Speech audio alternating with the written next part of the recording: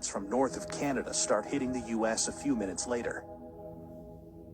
The very first strikes are high-altitude EMP attacks, frying electronics and power grids by creating an electromagnetic pulse of tens of thousands of volts per meter. The next strikes target command and control, as well as nuclear launch facilities. Land-based intercontinental ballistic missiles take about half an hour to arrive.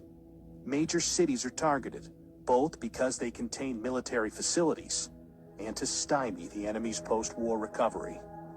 Some cruise missiles take hours to reach their target.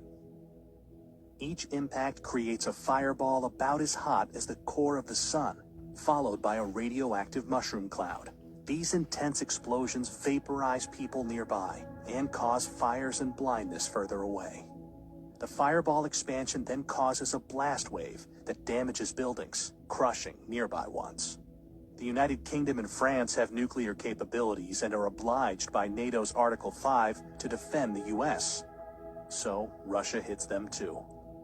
Firestorms engulf many cities, where storm-level winds fan the flames, igniting anything that can burn, melting glass and some metals, and turning asphalt into flammable hot liquid. But the explosions, the electromagnetic pulse, and the radioactivity aren't the worst part.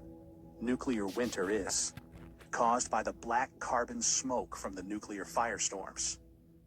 The Hiroshima atomic bomb caused such a firestorm, but today's hydrogen bombs are much more powerful.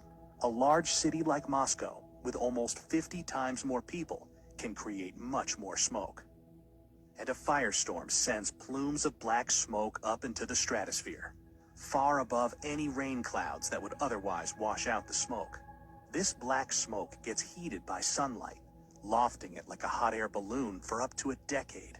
High-altitude jet streams are so fast that it takes only a few days for the smoke to spread across much of the northern hemisphere.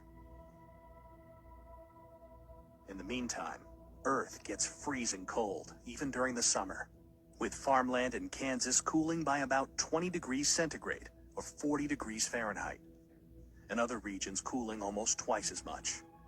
A recent scientific paper estimates that over 5 billion people could starve to death, including around 99% of those in the United States, Europe, Russia, and China.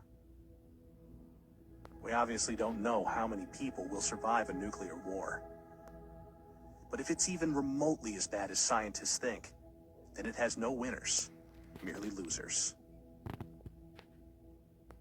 It's easy to feel powerless, but the good news is that there is something you can do to help. Please share this video, because the more people know about nuclear war, the less likely it is that we'll start one.